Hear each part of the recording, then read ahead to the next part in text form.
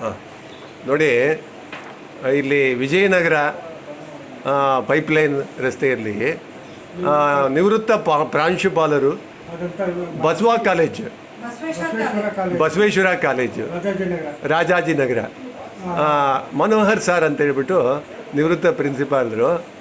ಅವರು ನೋಡಿ 92 ವಯಸ್ಸು ವಯೋವೃದ್ಧರು, ಆದರೆ ಜ್ಞಾನವೃದ್ಧರು. ಆದರೆ ಇವರ ಜ್ಞಾನದ ತಾರುಣ್ಯ ಮಾತ್ರ ಮಹಾ ಚೈತನ್ಯ ಉಳ್ಳದು. ಗುರುಗಳು ತಾವು ಒಂದು 5 ನಿಮಿಷ ಕೂತ್ಕೊಂಡು ಮಾತಾಡದೆ ಆ ಗುರುಗಳ ಅಂತರಾಳ ಬಯಲಾಯಿತು.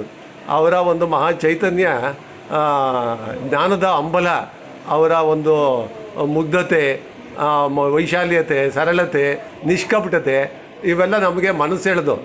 ಇಂಥ ಮಹಾ ಚೈತನ್ಯ ನೋಡಿ ಪೈಪ್ಲೈನ್ ರಸ್ತೆಯಲ್ಲಿದೆ. ಆದರೆ ಈಗಿನ ಕಾಲದ ಒಂದು ಪೀಳಿಗೆಯ ಜನ ಅವರಲ್ಲಿ ಒಂದು ಅಮೋಘವಾದ ಪುಸ್ತಕ ಭಂಡಾರ ಇದ್ದರೂ ಕೂಡ ಅದನ್ನು ಸದುಪಯೋಗ ಮಾಡಿಕೊಳ್ಳದೆ ಈಗಿನ ಒಂದು ಇಂಟರ್ನೆಟ್ ಕಾಲದಲ್ಲಿ ಜನ ಮೊಬೈಲಿಗೆ ಮಾರುವಾಗಿದ್ದಾರೆ. ಅವರ ಒಂದು ಅಮೂಲ್ಯವಾದ ಗ್ರಂಥರಾಶಿಯನ್ನು ನಮಗೆ ಕೊಟ್ಟರೆ ನಾವೇನು ಮಾಡ್ತೀವಿ, ಅದು ನಮ್ಮ ಗ್ರಂಥಾಲಯದಲ್ಲಿ ವಿದ್ಯಾರ್ಥಿಗಳಿಗೆ ಓದೋದು ಕೊಟ್ಕೊಂಡು ಮತ್ತು ಅದನ್ನು ಅವರಿಗೆ ಬಹುಮಾನವಾಗಿ ಕೊಟ್ಕೊಂಡು ಅದನ್ನು ನಮ್ಮ ಬಸವ ಸಾಹಿತ್ಯ ವೇದಿಕೆ ವತಿಯಿಂದ ಒಂದು ಒಳ್ಳೆಯ ಕಾರ್ಯಕ್ರಮಗಳಿಗೆ ವಿನಿಯೋಗಿಸ್ತೀವಿ ಅಂತ ಹೇಳ್ಬಿಟ್ಟು ಗುರುಗಳನ್ನು ಕೂಡ ವಿನಮ್ರಪೂರ್ವಕವಾಗಿ ಕೇಳ್ಕೊತಾ ಇದ್ದೀನಿ. ಮತ್ತು ಗುರುಗಳು ಕೂಡ ಸಂತೋಷವಾಗಿ ಅದನ್ನು ಸದುಪಯೋಗ ಆಗಲಿ ಅಂತ ಹೇಳ್ಬಿಟ್ಟು ಒಪ್ಕೊಂಡಿದ್ದಾರೆ.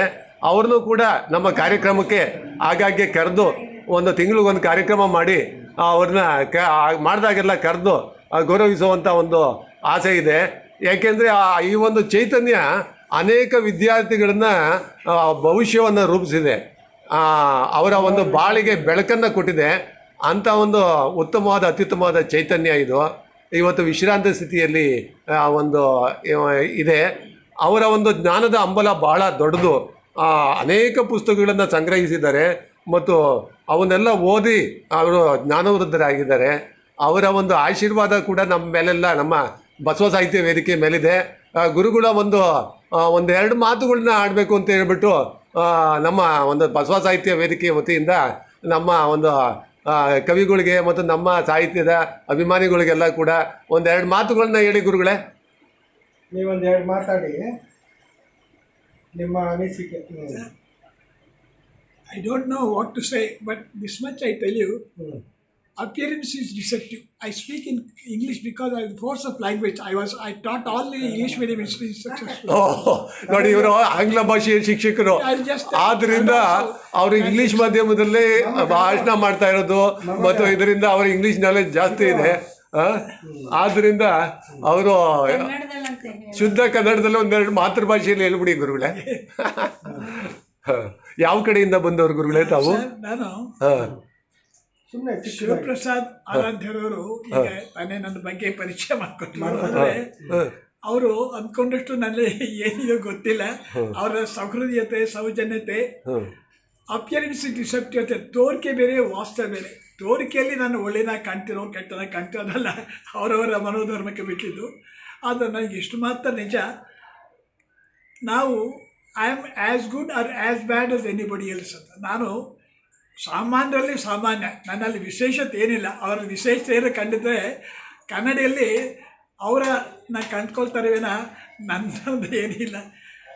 ಆ ಒಂದು ಸರಳತೆಯನ್ನು, ಸೌಜನ್ಯತೆಯನ್ನು ಬೆಳೆಸ್ಕೊಂಡಿದ್ದೀನಿ. ಎಲ್ಲೋದ್ರೂ ಪ್ರತಿಯೊಬ್ಬರಲ್ಲೂ ನಾವೆಲ್ಲ ದೇಹಭಾವ ಹೋಗಿ ಆತ್ಮಭಾವ ಬಂದಾಗ ನಾವು ಏಕೆಂದರೆ ವಸುದೈವ ಕುಟುಂಬಕ್ಕಂತಕ್ಕಂಥ ಸತ್ಯವನ್ನು ನಾವು ಸಾಕಾರ ಮಾಡೋದಕ್ಕೆ ಸಾಧ್ಯವಾಗ್ತದೆ. ಎಲ್ಲಿ ಎವ್ರಿ ವೇ, ಪ್ರತಿಯೊಂದರಲ್ಲೂ ಅಡುತೋಡದಲ್ಲೂ ಪರಮಾತ್ಮ ಅಂದರೆ ಪರಮಾತ್ಮ ಇಲ್ಲದ ಜಾಗ ಎಲ್ಲಿದೆ ನೋಡಿ, ಇದನ್ನೇ ಮನೋಬೈಲು. ಆ ಹಿನ್ನೆಲೆಗೆ ನಾನು ಎಲ್ಲೆಲ್ಲೂ ದಿವ್ಯತ್ವವನ್ನು, ಭವ್ಯತ್ವವನ್ನು ಕಾಣ್ತಕ್ಕಂಥ ಪ್ರವೃತ್ತಿ. ಒಂದು ಒಳ್ಳೆಯದಕ್ಕಿಂತ ಡ್ಯುಯಾಲಿಟೀಸ್ ಆ್ಯಂಡ್ ನೇಚರ್ ದಿ ಯೂನಿವರ್ಸ್. ಪ್ರಪಂಚ ಈ ವಿಶ್ವದೊಳಗೆ ಏನಿದೆಯಲ್ಲ, ಇದರಲ್ಲಿ ದಾರ್ಕೆಡ ತುದಿ ಇದ್ದಂತೆ ಈ ಒಳ್ಳೆಯದು ಕೆಟ್ಟದು, ಪಾಪ ಪುಣ್ಯ, ಒಳ್ಳೆಯದು ಎಲ್ಲದೂ ಇರುತ್ತೆ. ಆದರೆ ಅತೀತವಂತೆಂದಲ್ಲ, ಆತ್ಮಭಾವ ನಾವು ಅರ್ಥ ಮಾಡಿಕೊಂಡಾಗ ಪಿಂಡಾಂಡ ಬ್ರಹ್ಮಾಂಡ ಅಂತ. ಬ್ರಹ್ಮಾಂಡದಲ್ಲಿ ಏನಿದೆಯೋ ಅದು ಸರ್ವರ ಅಂತರ್ಯಾಮಿ. ಆದ್ದರಿಂದ ನಾವು ಪಿಂಡಾಂಡ ಬ್ರಹ್ಮಾಂಡ ಅಂದರೆ ಪಿಂಡಕ್ಕೂ ಬ್ರಹ್ಮಾಂಡಕ್ಕೆ ಏನು ವ್ಯತ್ಯಾಸ ಇಲ್ಲ.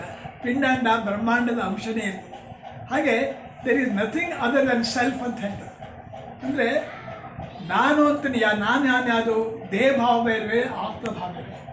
ಆತ್ಮ ಅಂದರೆ ಅನಂತ ತತ್ವ, ಅನಂತದಕ್ಕೆ ವರ್ಣನಕ್ಕೆ ಅತೀತವಾಗತಕ್ಕಂಥ ಈ ಒಂದು ನನ್ನ ಪರಿಕಲ್ಪನೆ.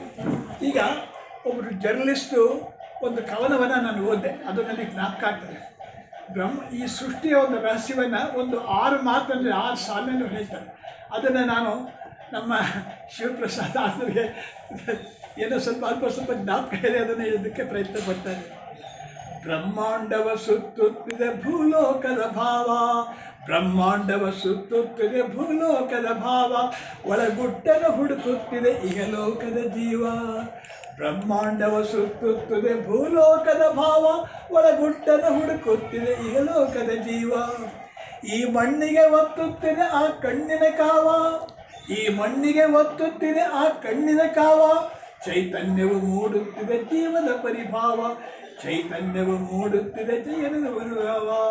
ಬ್ರಹ್ಮಾಂಡವ ಸುತ್ತುತ್ತಿದೆ ಭೂಲೋಕದ ಭಾವ, ಒಳಗುಟ್ಟನ ಹುಡುಕುತ್ತಿದೆ ಇಹಲೋಕದ ಜೀವ.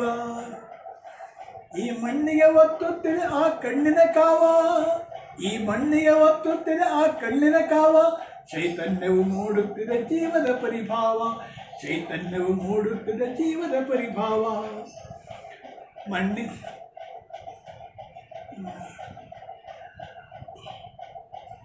ನೆನಪಿಲ್ಲ.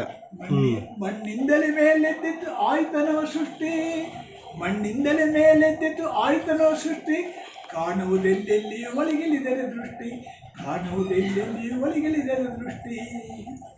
ಸಾವೆಂಬುದು ಸಾವಲ್ಲವು ನೆಲೆಯಾಗ್ತದ ಮೂಲ, ಚೇತನವದು ಅದು ಇದು ಚೆನ್ನಾಗಿದೆ, ಸ್ಕ್ರೀನ್ ಕವರ್ ಮಾಡಿ. ಭೂಲೋಕದ ಭಾವ ಒಳಗುಟ್ಟನು ಇಲ್ಲಿ ಬೆಳಕು ಜಾಸ್ತಿ ಬರ್ತಾ ಇದೆ ಬಾಗಿಲುದಲ್ಲ. ಸಾವೆಂಬುದು ಎಲ್ಲೆಲ್ಲಿಯೂ ಪರಿವರ್ತನೆಯಾಟ, ಸಾವೆಂಬುದು ಎಲ್ಲೆಲ್ಲಿಯೂ ಪರಿವರ್ತನೆಯಾಟ, ಕಣಕಣದಲ್ಲಿ ಜೀವದ ಮುಖ ಅರಿಯುವುದು ಒಳನೋಟ, ಕಣಕಣದಲ್ಲಿ ಜೀವದ ಮುಖ ಅರಿಯುವುದು ಒಳನೋಟ. ಅದು ಬೆಳಕು ಮೇಲೆದ್ದಿತು ಆಯ್ತನವ ಅವರು ಅದನ್ನು ಯೂಟ್ಯೂಬ್ಗೆ ಹಾಕ್ತಾರೆ, ಇವರು ಸಂದರ್ಶನ ಸೃಷ್ಟಿ, ಕಾಣುವುದೆಲ್ಲೆಲ್ಲಿಯೂ ಒಳಗಿಳಿದರೆ ದೃಷ್ಟಿ, ಕಾಣುವುದೆಲ್ಲೆಲ್ಲಿಯೂ ನೋಡ್ಲಿ. ಇಂಥವ್ರು ದಾನಿಗಳು ಕೊಟ್ಟರು, ಇಂಥ ಪ್ರಿನ್ಸಿಪಲ್ 1000 ಜನ ನೋಡ್ತಾರೆ, ಪ್ರಚಾರ ಆಗುತ್ತೆ. ನೆಲೆಯಾಂತದ ಮೂಲ, ಸಾವೆಂಬುದು ಸಾವಲ್ಲವು ನೆಲೆಯಾಂತದ ಮೂಲ. ನಾನೇ ಇಲ್ವಲ್ಲ ಇದರಲ್ಲಿ, ನಾನು ನಂದು ಒಂಚೂರು ಬೇಕಲ್ಲ, ನೀವು ನನ್ನ ಹಿಂಗೆ ಕವರ್ ಮಾಡ್ರಿ, ನನ್ನೇ ಬಿಟ್ಬಿಟ್ರೆ. ನಮ್ಮ ತಮ್ಮ ಒಂದು ಸ್ಮರಣೆ ಶಕ್ತಿ ಅದ್ಭುತವಾಗಿದ್ದು, ಮತ್ತು ಅದನ್ನ ಅರ್ಥ ಮಾಡಿಕೊಂಡು ನೀವು ಆ ಜೀವದ ಇದಕ್ಕೆ ಸೇರಿಸ್ಕೊಂಡು ಅಂತರಂಗಕ್ಕೆ ಸೇರ್ಕೊಂಡಿದ್ದೀರಲ್ಲ, ಅದು ಅದ್ಭುತವಾದದ್ದು. ಆಮೇಲೆ ಇನ್ನೊಂದು ಮನೋಭೈರವ ಅಂತಾರೆ, ಮನೋದಿಗಂಬರ್ತೆ. ಈಗ ಒಂದು ಸೃಷ್ಟಿ ಹೇಳಿದ್ರಲ್ಲ, ಸೃಷ್ಟಿಯ ರಹಸ್ಯ ಅಂತ ಹೇಳ್ಬಿಟ್ಟು, ಈ ಬೆಳಕು ಅನ್ನೋದು ಪ್ರಕೃತಿ, ಕತ್ತಲು ಇದೆಯಲ್ಲ, ಕತ್ತಲು ಬೆಳಕಿನ ಅಪ್ಪ ಅಂತೆ, ಅದನ್ನ ಬ್ರಹ್ಮತತ್ವ ಅಂತಾರೆ. ಆ ಬ್ರಹ್ಮತತ್ವವನ್ನ ಬಸವಣ್ಣನವ್ರು ಏನ್ ಮಾಡಿದ್ರು, ಕಪ್ಪು, ಆ ಕಪ್ಪನ್ನ ಕತ್ತಲೆಯಿಂದ ಕೈ ಇಟ್ಟರು, ಆ ಲಿಂಗ ರೂಪ ಮಾಡಿಬಿಟ್ಟು, ಅಂದ್ರೆ ಪರಮಾತ್ಮನ ಸ್ವರೂಪವನ್ನ, ಅದನ್ನ ಪುರುಷ ತತ್ವ ಅಂತಾರೆ, ಈ ಪ್ರಕೃತಿಯನ್ನ ಸ್ತ್ರೀ ತತ್ವ ಅಂತಾರೆ. ಗೊತ್ತಾಯ್ತ್ರ? ಆ ಒಂದು ಬ್ರಹ್ಮದಲ್ಲಿ ಲೀನ ಆಗೋದು ಅಂದ್ರೆ ಮನೋದಿಗಂಬರತೆ ಅಂತ ಹೇಳಿ ಬತ್ತಲಾಗೋದು. ನಾವು ಬದಲಾಗೋದು, ಕಾಮಕ್ಕೆ ಬದಲಾಗೋದು ಅದು ಆ ನಂತರ.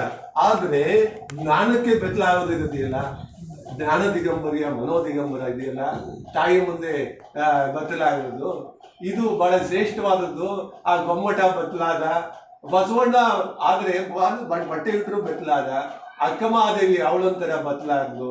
ಇವೆಲ್ಲ ಮನೋದಿಗಂಬರತೆಗಳು ವಿಶಾಲವಾದಂಥ ಪ್ರಕೃತಿ ಮುಂದೆ ನಾವು ಮನೋದಿಗಂಬರರು. ಮಕ್ಕಳು, ಒಂದು ಮಗು ಏನ್ ಮಾಡ್ತದೆ, ಬಟ್ಟೆ ಬೇರೆಯಲ್ಲಿ ಹಂಗೆ ಓಡಾಡುತ್ತದೆ ದಿಗಂಬರತೆಯಲ್ಲಿ. ಅದಕ್ಕೇನ್ ಬೇಕು? ಆಟ ಆಡೋದು ಬೇಕು. ಹಾಗೆ ನಾವು ಈ ಪ್ರಕೃತಿಯಲ್ಲಿ 1-2 ದಿವಸ ಆಟ ಆಡ್ಕೊಂಡು ತಾಯಿ ಮಡಿಲಲ್ಲಿ ಅಂತ ಬಂದಿದ್ದೀವಿ ಗುರುಗಳೇ. ನೀವು ತಮ್ಮ ಆಟವನ್ನ ಈ ಒಂದು ಕ್ರೀಡಾಂಗಣದಲ್ಲಿ ಆದಷ್ಟು ಯಶಸ್ವಿಯಾಗಿ ನಿರ್ವಹಿಸಿದ್ರಿ. ನಾವು ಇನ್ನು ನಿಮ್ಮ ಶಿಷ್ಯರು ಇನ್ನೂ 1-2 ದಿವಸ ಆಟ ಆಡ್ತಾ ಇದ್ದೀವಿ. ತಮ್ಮ ಆಶೀರ್ವಾದ ನಮ್ಮ ಮೇಲೆ ಇರಲಿ. ನಮ್ಮ ಬಸವ ಸಾಹಿತ್ಯ ವೇದಿಕೆ ನಿಮ್ಮಂತ ಒಂದು ಗಣ್ಯ ವ್ಯಕ್ತಿಗಳನ್ನ ಒಂದು ಸಂದರ್ಶನ ಮಾಡ್ತಾ ಇದೆ. ನಿಮ್ಮ ಒಂದು ಸಂದರ್ಶನವನ್ನ ನಿಮ್ಮ ಇಡೀ ನಮ್ಮ ರಾಜ್ಯದ ಜನ ಎಲ್ಲ ನೋಡುತ್ತೆ, ಬಹಳ ಸಂತೋಷವಾಗುತ್ತೆ. ತಮ್ಮಂತ ಮಾನವೀಯರು ಈ ಒಂದು ವಿಜಯನಗರ ಪೈಪ್ಲೈನ್ ನಲ್ಲಿ ಒಂದು ಬಸವ ಕಾಲೇಜಿನ ಪ್ರಾಂಶುಪಾಲರಾಗಿ ಒಂದು ಜನಕ್ಕೆ ವಿದ್ಯಾದಾನ ಮಾಡಿದ್ದೀರಿ. ಆ ಒಂದು ಹೆಗ್ಗಳಿಕೆ ನಿಮ್ಮಲ್ಲಿದೆ. ಆ ಸಾಧನೆಗೆ ನಮಸ್ಕಾರ. ಒಳ್ಳೊಳ್ಳೆ ವ್ಯಕ್ತಿಗಳ ಸಂಪರ್ಕ ತಮಗಿದೆ. ಆ ಒಂದು ಪುಸ್ತಕ ಭಂಡಾರ, ಜ್ಞಾನ, ವಿದ್ವತ್ತು, ಇವೆಲ್ಲ ನಾವು ನಾನು ನಿಮಗೆ ಶಿಷ್ಯ ಆಗ್ಬಿಟ್ಟೆ. ನಾನು ನಿಮ್ಮ ಶಿಷ್ಯ ಆಗಲಿಲ್ಲ ಅಂದ್ರೆ ನಾನು ಅಲ್ಲಿ ಓದಲಿಲ್ಲ ನಿಮ್ಮ ಕೈ ಕಡೆ, ಆದ್ರೂ ನಮ್ಮ ಮಾನಸಿಕ ಶಿಷ್ಯ, ಮನೋಶಿಷ್ಯ ಗುರುವೇ. ಹಾಗೆ ನೀವು ನನಗೆ ಅಣ್ಣನ ಸಮಾನ ಮತ್ತು ನಾನು ನಿಮ್ಮ ಶಿಷ್ಯನ ಸಮಾನನಾಗಿ ನಿಮ್ಮ ಒಂದು ಪಾದಕ್ಕೆ ಶರಣಾಗಿ ಒಂದು ಗೌರವವನ್ನು ಸ್ವೀಕಾರ ಮಾಡಿ ಗುರುಗಳೇ. ಈ ಒಂದು ನಮ್ಮ ವೇದಿಕೆಯ ಒಂದು ಗೌರವವನ್ನು ಈಗ ನಾವು ನಿಮಗೆ ಕೊಡ್ತೀವಿ. ಸಾಕು, ಈಗ ಫೋಟೋ ಅದು ಆಫ್ ಮಾಡಿ.